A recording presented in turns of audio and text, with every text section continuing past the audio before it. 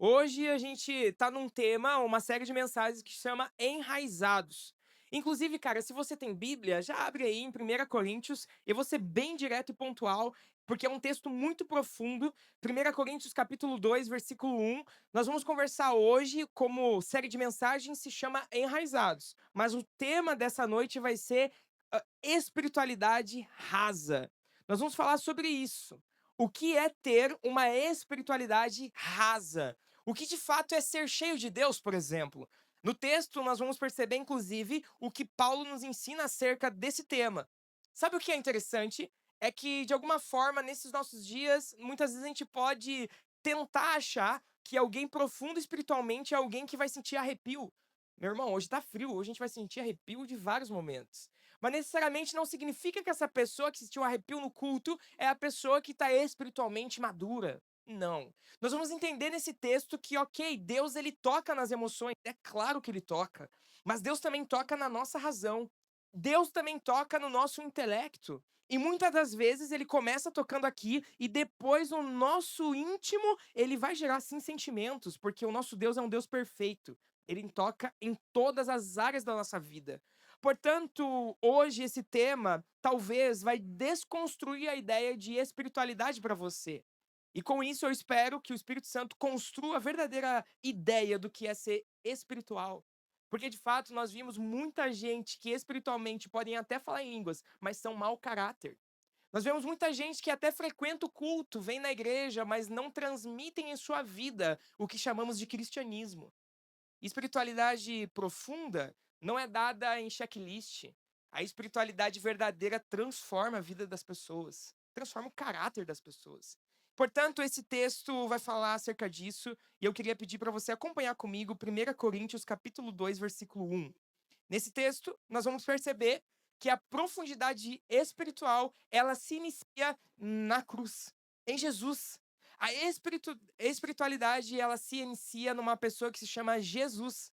Portanto, o texto diz assim: Irmãos, na primeira vez que estive com vocês, não usei palavras eloquentes nem de sabedoria humana para lhes apresentar o plano secreto de Deus, pois decidi que enquanto estivesse com vocês, me esqueceria de tudo exceto de Jesus Cristo, aquele que foi crucificado.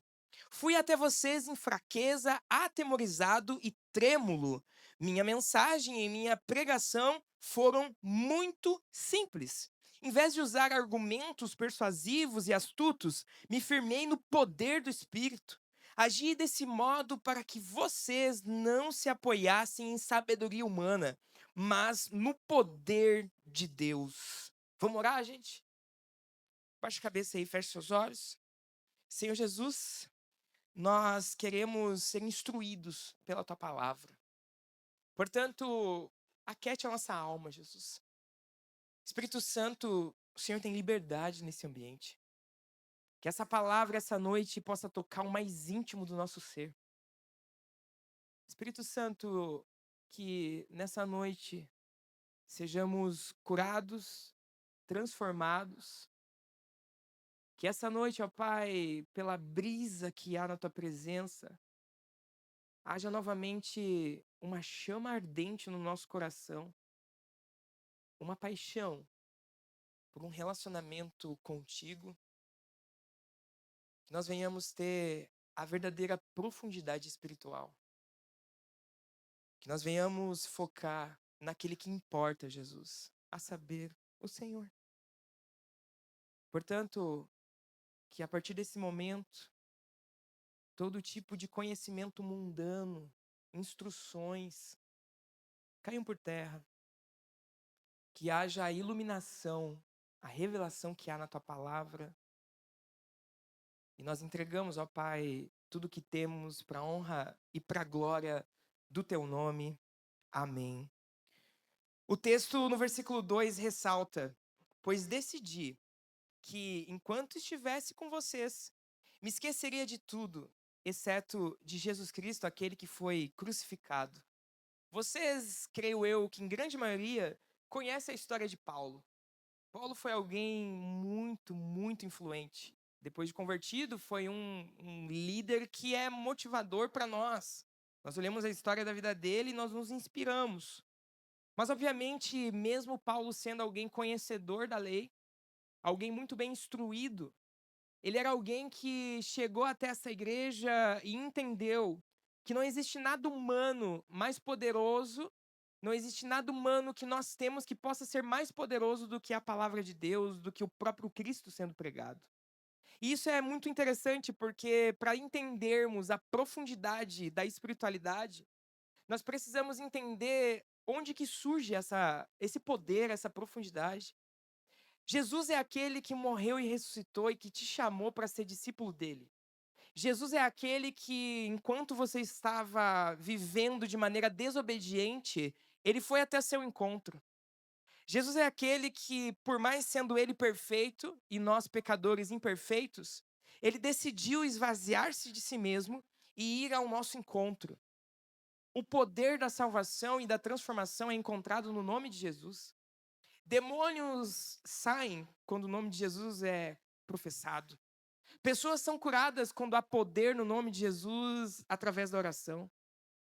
Você e eu só temos uma saída nesse mundo para sermos alguém que agrade a Deus, viver em obediência à palavra dele. Nós só temos um propósito nessa terra: aceitar Jesus como Senhor e viver a partir dessa obediência aquilo que se diz respeito à fé cristã. Porque Jesus, ele é o princípio da profundidade. Muitas vezes nós pensamos que a maturidade ela vai ser conquistada por muitas outras coisas que são externas, como, por exemplo, falar em línguas. Que a maturidade muitas vezes pode ser citada como algo que eu vou viver quando eu perceber que eu orei e curei alguém. É óbvio que isso é graça, é privilégio e é poder de Deus. Mas o que o texto inicia falando é que Paulo, mesmo tendo coisas humanas que ele poderia se gloriar, ele deseja e, de alguma maneira, manifesta que isso não importa. O que realmente importa é falar sobre Cristo. É apontar para aquele que pode fazer todas as coisas. Portanto, quando ele fala decidir, ele diz como se fosse de fato uma escolha deliberada. Paulo está escolhendo deixar de lado o seu conhecimento e somente anunciar o conhecimento de Cristo.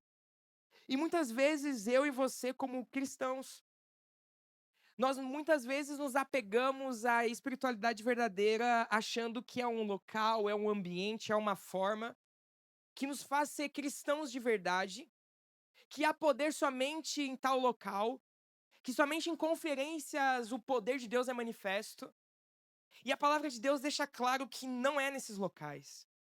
Se conferências não há Cristo sendo pregado, não há poder de Deus lá. Se em cultos não há Cristo sendo pregado, não há poder de Deus lá. Pode haver emoção, como há num show. Pode haver tudo visível. Mas o que é espiritual só é encontrado na presença de Cristo. O que realmente transforma só é encontrado na presença de Jesus. Por isso que quando Paulo anuncia o evangelho, ele deixa de lado o que é humano e anuncia aquele que é poderoso para fazer infinitamente mais daquilo que pensamos, imaginamos. Portanto, Jesus, ele é aquele que é poderoso para te tirar, talvez, de uma cultura e de uma prática de pecados que você acaba cometendo há anos. Jesus é poderoso, inclusive, para hoje, talvez, você entregar a vida a Ele e ser imerso nesse reino espiritual através da graça. O poder é encontrado no nome de Jesus. Inclusive, é muito interessante porque existe nesse momento muitas tentações no meio gospel que pode até nos enganar acerca da profundidade bíblica e espiritual. De que hoje algumas redes sociais ou até vídeos demonstrando curas de forma muito poderosa, parece que só lá há o poder de Deus, mas a verdade é que isso glorifica a Deus, e se for genuíno, que realmente as pessoas tenham mais fé e possam orar mais por cura. Mas se você não está nesse ambiente onde você tem assistido na rede social, esse local também pode ser um momento de você perceber o poder e o reino de Deus. Você pode, inclusive, essa noite, ser curado de algo que você nunca imaginou ser curado. Porque não há poder no local, mas no nome de Jesus. Jesus é poderoso, cara. A profundidade espiritual, ela não é medida pela intensidade da experiência, mas a profundidade ela é demonstrada através da centralidade em Cristo. Quando nós começamos a falar mais de nós ou buscar mais coisas humanas, Cristo deixa de ser o centro.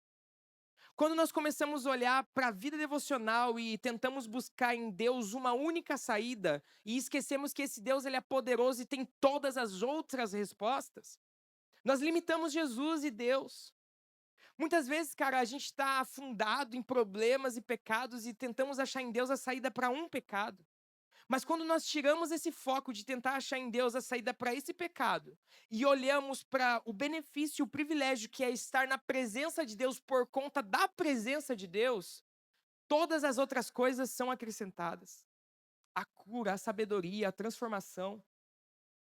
Muitas vezes nós selecionamos alguns problemas e vamos até a presença de Jesus e queremos que Deus solucione esses problemas.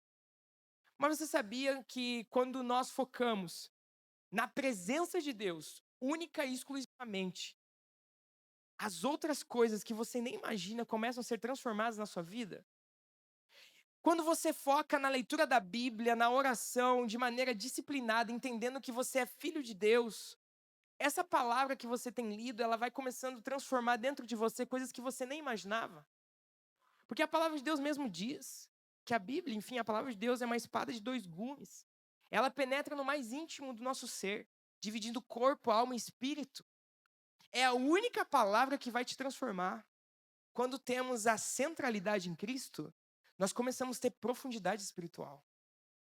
Porque muitas vezes nós queremos algo externo e esquecemos que aquele que dá essas coisas que vemos no meio gospel, ele tem muito mais para transformar em nós do que algo experiencial.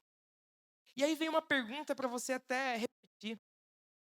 A sua fé ela está fundamentada em Cristo ou ela está fundamentada nas experiências que você tem buscado? Porque muitas vezes nós vivemos esses dias a conferência. Muitas vezes a experiência de conferência é o que mais motiva a vida de um crente. Mas a experiência ela não te transforma, cara. O que te transforma é a presença de Deus. Muitas vezes nós estamos esperando uma experiência da noite do avivamento. E nós vamos lá, e eu não estou dizendo que Deus não vai transformar e avivar, provavelmente que Ele vai fazer, mas não é somente esses locais, é a presença de Deus. Deus pode te avivar na tua casa se você buscar Ele intensamente.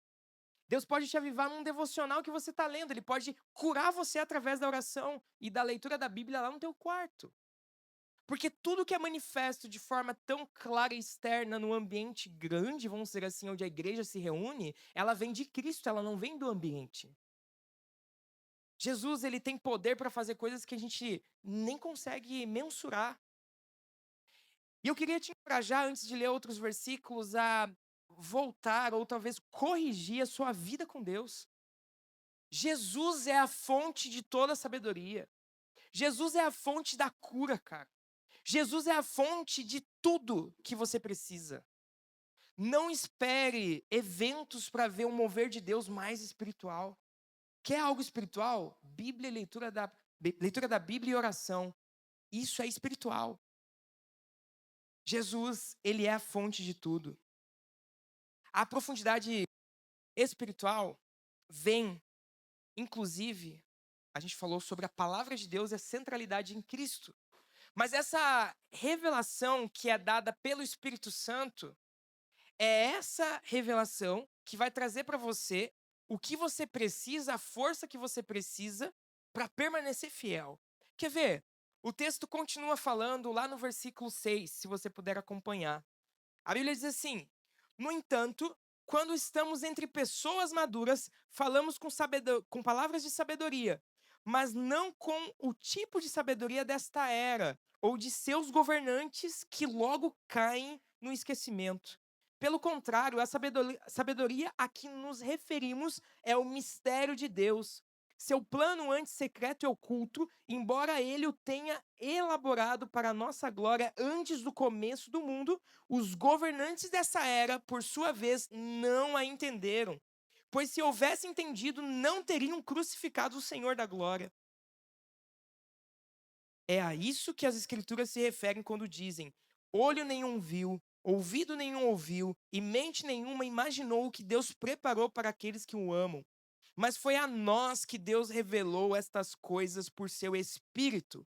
Pois o Espírito sonda todas as coisas, até os segredos mais profundos de Deus. Deus decidiu, em sua graça, tornar conhecido os mistérios de Deus para nós que somos pecadores. Deus, em sua graça, ele nos tornou revelado aquilo que estava oculto. O Espírito Santo de Deus te deu a compreensão de que só existe um Salvador, e esse se chama Jesus, que há poder no nome dele. Através do seu amor e graça, ele permitiu nós termos acesso a esse entendimento de maneira revelada. Existe beleza no que a gente vive como igreja. E eu não digo somente o NVT, eu digo igreja de Cristo. Há um conhecimento que estava oculto, que agora foi revelado através do Espírito Santo, e nós estamos aqui por conta disso. E por que isso é importante?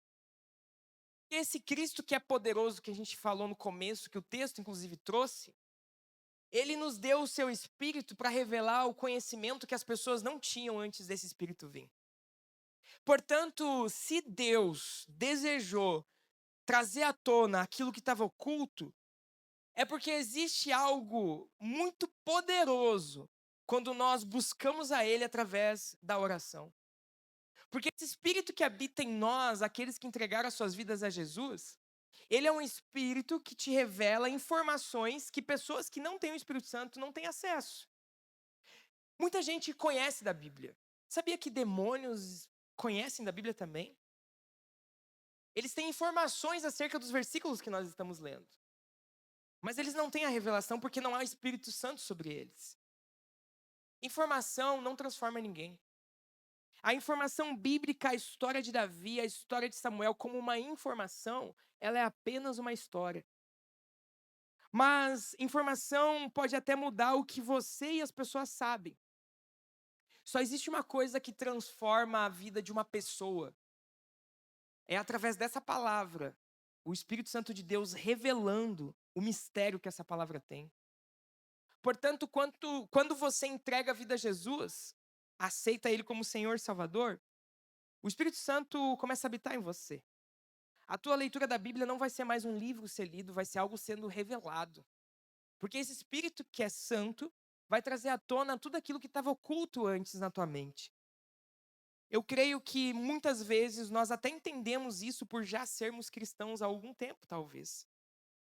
Mas a continuação do relacionamento com Jesus na vida de um crente é o que vai manter essa pessoa fiel e com o coração ardente na presença de Deus. Muitas vezes, por mais que já convertidos, nós começamos a deixar Jesus de lado em meio à caminhada cristã e não mais vivemos pelo poder da revelação do Espírito Santo e da sua palavra. Mas nós voltamos a viver pelos princípios humanos desse mundo. Nós começamos agora a julgar as pessoas ao invés de amar e perdoar. O que a Bíblia diz é que, de fato, o Espírito Santo, ele trabalha para revelar o que estava oculto. Mas quando nós não damos a atenção devida numa vida de oração, nós começamos a viver de acordo com os nossos conhecimentos e experiências humanas. Eu creio que, inclusive, essa noite, Deus quer trazer algo para nós, como o NVT, que é uma lembrança daquilo que talvez você já escutou. Se de fato você quer sentir a Deus, você precisa parar e orar. Você precisa parar um pouco, talvez, da tua rotina tão frenética e tirar mais tempo de oração e leitura da Bíblia. Você quer ouvir a Deus? Não precisa de uma conferência para você ouvir a Deus. Você precisa apenas abrir a tua Bíblia. Você quer receber de Deus uma direção? Se mantenha fiel na prática devocional, que você vai ver Deus falando com você. Porque esse Espírito nos revela. Esse Espírito revela o que estava oculto, ele nos traz luz em meio às nossas dificuldades. Toda criatividade, ela é encontrada na presença de Deus. A gente pode pesquisar, mandar na IA, pode fazer o que quiser, mas a verdadeira criatividade a gente encontra em Jesus. Quer saída para os seus problemas? Dependa de Deus que você vai achar saída. Talvez não vai ser no dia, talvez vai ser depois de um mês. Não sei quando Deus vai se revelar a você, mas permaneça fiel, porque Ele é soberano e Ele é criativo, inclusive poderoso. O texto continua no versículo 11. Pois quem conhece os pensamentos de uma pessoa senão o próprio espírito dela? Da mesma forma, ninguém conhece os pensamentos de Deus, senão o Espírito de Deus. E nós recebemos o Espírito de Deus, e não o Espírito desse mundo, para que conheçamos as coisas maravilhosas que Deus nos tem dado gratuitamente. Quando lhes dizemos isso, não empregamos palavras vindas da sabedoria humana, mas palavras que nos foram ensinadas pelo Espírito, explicando verdades espirituais a pessoas espirituais. Mas aqui é muito importante o que a gente vai ler agora. Mas o homem natural não aceita as verdades do Espírito de Deus. Elas lhes parecem loucura, e ele não consegue entendê-las. Pois apenas quem é espiritual consegue avaliar corretamente o que diz o Espírito. Quem é espiritual pode avaliar todas as coisas, mas ele próprio não pode ser avaliado por outros. Pois quem conhece os pensamentos do Senhor? Quem sabe o suficiente para instruí-lo? Mas nós temos a mente de Cristo. Aqui nós vemos a separação entre o homem natural e o homem espiritual. O homem natural é aquele que não possui o discernimento espiritual. O homem natural, ele calcula as coisas como se fosse 2 mais 2. Está dando errado por causa de tal coisa. O homem natural, ele não depende do Espírito Santo, ele não tem a sensibilidade, ele avalia tudo de acordo com o seu conhecimento humano. As pessoas, muitas vezes, dentro do contexto de igreja, por mais que salvas, convertidas, elas se afastam de Jesus e aí começam a avaliar as coisas de maneira natural. O que antes não era problema, vira problema daí. O que antes você não via, você começa a ver, porque você começa a se tornar carnal, natural. Mas, obviamente, que esse ser humano espiritual que o texto também traz, é aquele que é dependente do Espírito Santo. É aquele que consegue discernir o que é certo ou errado, o que é de Deus e o que não é. No contexto de igreja, muitas vezes nós nos perdemos, porque nós deixamos de lado o que a gente falou no início. Quem é a centralidade, quem deveria ser o centro da nossa vida, que é Jesus. A gente se afasta da vida de dependência a Deus. E aí a gente quer viver igreja sem viver de maneira espiritual na nossa semana, na nossa vida individual. Não tem como. Sabe por quê? Porque todos nós, nesse ambiente, nós somos pecadores. E nós temos um inimigo que é astuto, Satanás. Então ele espera a gente se afastar do Senhor para poder nos afetar. Para poder botar dúvidas na nossa mente. Para poder apontar dedos. Satanás, ele é malandro, cara. E quando nós nos afastamos do poderoso que é Jesus, eu não estou falando de perda de salvação, ok? Estou falando de você deixar brechas para o diabo. Ele vai nos tentar. Então talvez, se você precisa de uma motivação para ler a Bíblia, que seja essa. Se você ficar vulnerável, você será alvo fácil. Porque o homem espiritual, ele vai discernir. Quando essa expressão a mente de Cristo, não significa que você vai ter, inclusive, todo o conhecimento do mundo como Cristo tem, sendo o próprio Deus. Não é isso que o texto está falando. Quando o texto diz a mente de Cristo, ele está falando que você vai aprender e vai ser igual a Jesus. Você vai pensar igual a Jesus. Eu não sei se você já passou por isso, mas eu lembro que no começo da minha conversão eu li a Bíblia muito. Eu lia das 2 e pouco da tarde até as 10 da noite por alguns meses. Porque eu fiquei louco, eu falei, meu, aceitei Jesus, eu nem sei quem é Jesus. Só sei que eu precisava disso, eu senti isso no culto. E eu falei, vou ler a Bíblia. E comecei a ler loucamente. Eu lembro que a minha forma de enxergar o mundo de fato mudou. Eu era adolescente, então quando eu comecei a ir para a escola, depois de ler a Bíblia há alguns meses, eu comecei a pensar diferente. Eu comecei a agir diferente. Aqueles que eu odiava e às vezes brigava, eu comecei a ter amor por eles. Eu fiquei, que loucura é essa? Porque quando nós nos aproximamos de Jesus e lemos a sua palavra, aqui na nossa mente começa uma transformação. Então a nossa forma de enxergar o mundo vai mudar. Por isso que o texto diz que nós vamos ter a mente de Cristo, porque nós vamos começar a olhar como Jesus enxerga tudo. Até dentro da igreja. Nós vamos começar a ter compaixão. Nós não vamos mais ter um ambiente, por exemplo, de fofoca. Nós não vamos mais ter reuniões onde falam mal das pessoas, porque daí você vai ser discípulo. Não pense que ser maduro espiritualmente é porque tu serve ou é líder de algum ministério. Ser maduro espiritualmente é você ser igual a Jesus no seu dia a dia, cara. Eu tenho receio, eu não sei se você também tem. Se eu pedisse para o Senhor, nesse momento, revelar tudo que está oculto nesse ambiente, ia ser muito pesado. Porque tem coisas que você acha que está oculto que eu até sei. Algumas, bem provável, bem poucas, né? Mas ainda assim, seria muito pesado e talvez constrangedor para todos nós. Então, quando eu e você vamos à presença de Jesus, o que antes estava sendo oculto, pecados, fofocas, problemas, começa a ser transformado, porque você entende o que Jesus deseja de você no seu individual. E aí volta ao que o texto disse anteriormente. A espiritualidade, ela é encontrada em uma pessoa. A pergunta mais importante não é o que você sentiu nesse culto ou na conferência, ou em qualquer outro evento cristão. A pergunta mais importante é: você está se tornando mais parecido com Cristo com aquilo que você tem entendido? Você tem praticado aquilo que você tem escutado? A cada pregação, a cada ensino de GD, a cada discipulado, a cada devocional na sua casa, você tem parecido mais com Cristo através desse conhecimento? Isso é crente maduro. Não importa se você tenha 20 anos de conversão. Se tu não tem um caráter, para mim, tu não é nem exemplo. Porque, de fato, aqueles que são maduros são aqueles que imitam a Jesus. A maturidade espiritual, ela não é medida por arrepios, cara, ela é medida pela obediência. A maturidade espiritual, ela não é medida por lágrimas, ela é medida por transformação. Se você é o mesmo de quando você se converteu e não mudou em nada, você não se converteu. A maturidade, ela é vivida de maneira radical quando você se encontra com Jesus. Não se mede a maturidade pela intensidade, mas se mede pela constância da tua vida em obedecer a Jesus. É muito interessante porque aqui nós percebemos que existem alguns alertas. Nem tudo que é forte, cara, é profundo, sabia?